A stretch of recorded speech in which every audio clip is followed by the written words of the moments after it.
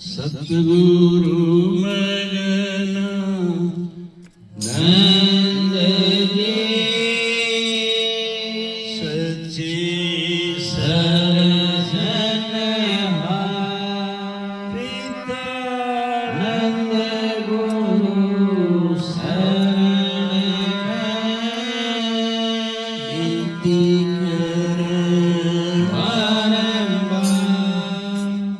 सत्संग की प्यारी साथ संगत प्रेम से बोलिए प्रेम। हर महीने तीसरे रविवार का सत्संग दिल्ली या रेवाड़ी में होता है।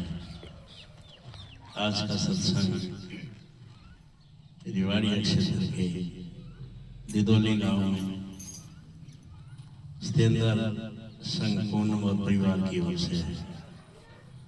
आप सब आए इसकी संगत करने के लिए। सतगुरु की दया इस परिवार पे आप सब पे बनी रहे। आप आनंद और खुशहाल रहें, यही सतगुरु के चरणों में विनती है। सत्संग सतगुरु की दया और भक्त के भाव से ही होता है। कई समझते हैं कि सत्संग में दुखता नहीं, क्या होगा, क्या करना होगा। करने करारहार मालिक हैं, हमें तो उसको हम पे चलना है। सत्संग में सबसे पहले सतगुरु की महिमा का गुणगान होता है।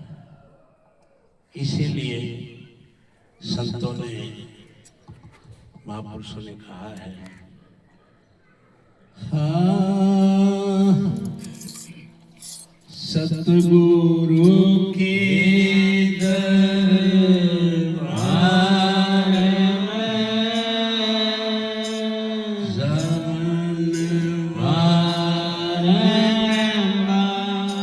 बोले शिव स्तुल भाई दे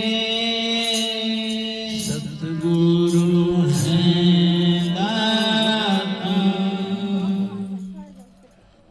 अब वो भूली वस्तु क्या है? जीव की फितरत है कि वो भूल जाता है।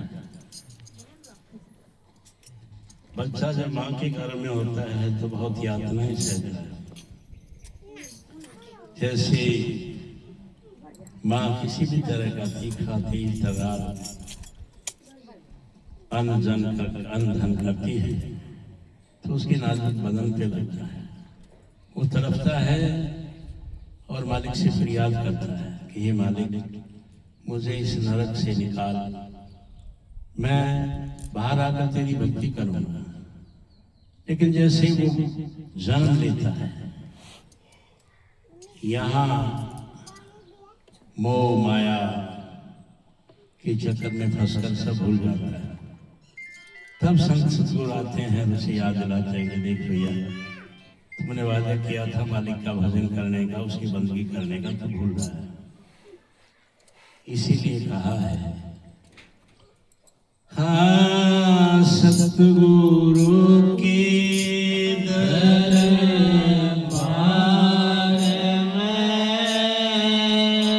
में कमी कहेगी ना, कर्महीन भटकत फिरे सुख चाकरी। के माने सतगुरु के दरबार में हर तरह की व्यवस्था है, भरपूर है और कोई किसी तरह की कमी नहीं है। लेकिन फिर भी जीवों की फितरत है, इधर की बात उधर की बात, कोई ना कोई कमी निकालते रहते हैं। साहिब कहते हैं कि किसी तरह की कमी नहीं है, लेकिन जिन जीवों के भाग नहीं है, जिनके भाग्य में ये चीज नहीं है, वो इधर उधर की बातें करते ही रहते हैं, चूप चाकरी में लगे रहते हैं। यहाँ तक महिमा बताई है, हाँ सतगुरु के दरबार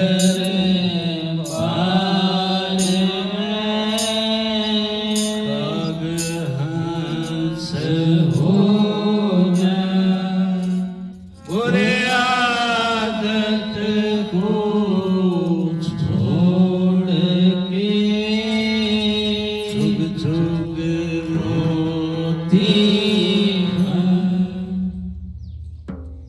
यहाँ भी यही बात स्पष्ट की है कि सतगुरु के दरबार में काग भी हंस हो जाता है।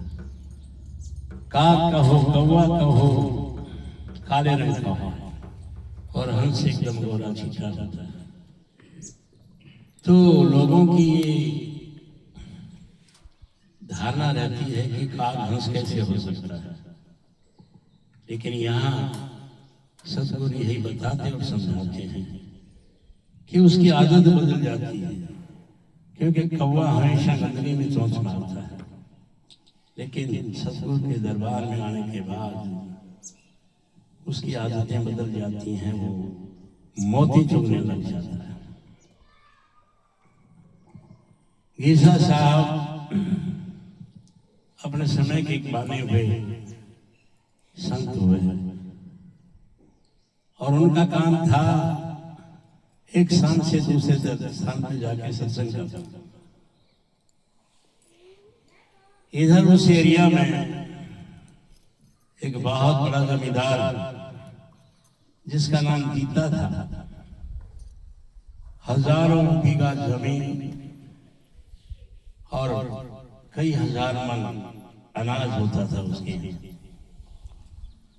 अब इधर से फसल कटाई के लिए आई हुई, उधर रोज गीसा साहब के सत्संग होते थे। तो जो मजदूर थे वो रात भर सत्संग में बैठे रहते, सुबह फिर मजदूरी करने कौन जाए। तो इस तरह बड़ी दिक्कत हुई सीता को कि मजदूर नहीं मिल रहे, सवाए के दाम पे भी कोई आने को तैयार नहीं। फसल कुड़कने लगी कि अगर समय पे कटाई नहीं हुई तो बहुत बड़ा नुकसान हो जाएगा। सोचा कि ये जो गीसा है ना, इसी को देखें। पता लगाया कि सत्संग कहाँ है, तो जानकार ने बताया कि फला गांव में सत्संग हो रहा। कहता फिर इसी को देखेंगे। लठैत था, लठ लिया हाथ में, कुछ लोगों को लिया साथ में, जहां सत्संग चल रहा था वहां पहुंच गए। जिस आदमी से पूछा था उसको अंदेशा हुआ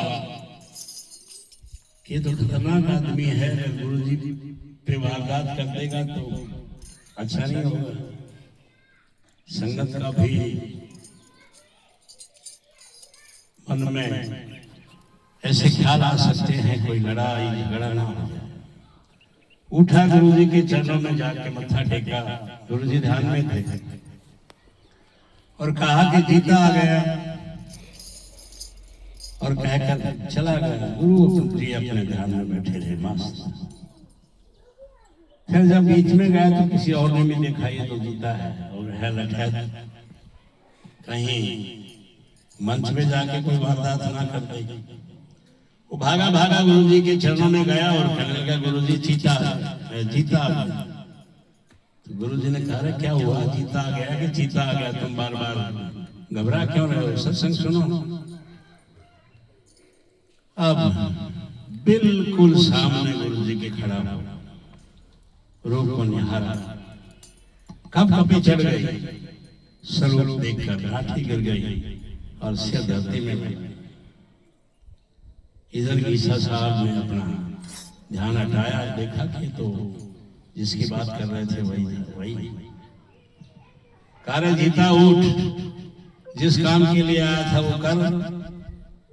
हाथ जोड़ दिए, चरणों में गिर गए कि हे मेरे गुरुदेव, हे मेरे मालिक, मेरे को पता नहीं था, आप तो भगवान के रूप हैं, आप तो बेबी ताकत।